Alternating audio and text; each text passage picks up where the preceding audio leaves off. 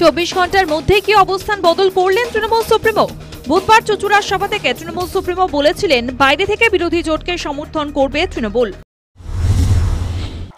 তাই জেনে রেখে দিন, ইন্ডিয়া জোট এখানকার বাংলা সিপিএম কংগ্রেসকে ধরবেন না। ও দুটো আমাদের সাথে নেই, ও দুটো বিজেপির সাথে আছে। আমি দিল্লির কথা বলছি। ইন্ডিয়া জোটকে নেতৃত্ব দিয়ে বাইরে থেকে সব রকম সাহায্য করে আমরা সরকার গঠন করে দেব, যাতে বাংলায় আমার মা বোনদের কোনোদিন অসুবিধে না হয়। বৃহস্পতিবার তমলুকের সভা থেকে বললেন তিনি ইন্ডিয়া জোটেই আছেন, পরিকল্পনা মাফিক বিভ্রান্তি ছড়ানো হচ্ছে। এখানকার সিপিএম নেই, এখানকার কংগ্রেস নেই, কিন্তু অল ইন্ডিয়া লেভেলে ইন্ডিয়া জোট আমি তৈরি করেছিলাম এবং ইন্ডিয়া জোটে আমরা থাকব। ভুল বোঝাবুঝির ব্যাপার নেই। ইদানিং আমি লক্ষ্য করছি কোনো সংবাদ মাধ্যমে ভুলভাল খবর দেওয়া হচ্ছে।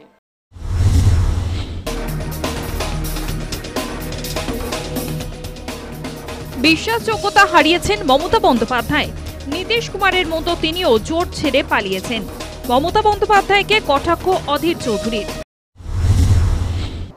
ममता बनर्जी अभी कह रहे हैं कि 315 के आसपास आ जाएगी।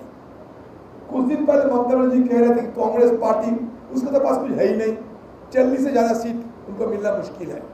इन्होंने ममता बनर्जी खुद कही थी कुछ दिन पहले, पुत्रा आर्काइव देख लिया करो। ये ममता बनर्जी कब कहाँ क्या बोलते हैं नहीं बोलते हैं सिर्फ उनको पता चलता है, दूसरे को पता नहीं चलता। 2021 সালে বিধানসভা নির্বাচনে নন্দীগ্রামের শুভেন্দু অধিকারীর কাছে পরাজিত হয়েছিলেন মমতা বন্দ্যোপাধ্যায়।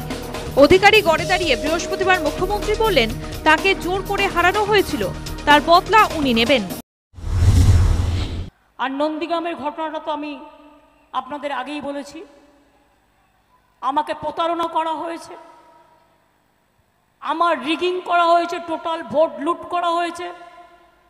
সেদিন ডিএম এসপি সবাইকে চেঞ্জ করে দিয়ে বিজেপি ক্ষমতায় আছে বলে গায়ের জোরে ইলেকশন কমিশনের সাহায্যে ডিএম চেঞ্জ করেছিল, এসপি চেঞ্জ করেছিল, আইসি চেঞ্জ করেছিল, আর ইলেকশন হয়ে যাওয়ার পরেও লোডশেডিং করে দিয়ে রেজাল্ট পাল্টে দিয়েছিল। আমি আজ নাও কাল এর বদলা তো নেবই। শুভেন্দু অধিকারী সম্পূর্ণ উপেক্ষা করলেন মুখ্যমন্ত্রীর এই দাবি। মামলা করেও কিছু করতে পারেননি, উনি কিছুই করতে পারবেন না, দাবি নন্দীগ্রামের বিধায়কের। কোর্টে লড়ছে না কেন?